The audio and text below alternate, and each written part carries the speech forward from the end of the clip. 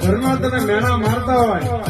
પણ મેણાના જો ભાંગનાર તો હું ઉભો છું ભાંગવા કદાલનું ગુસ્સો રહેતું મેણા પીવા કદાલનું નાક ઉભો છો તને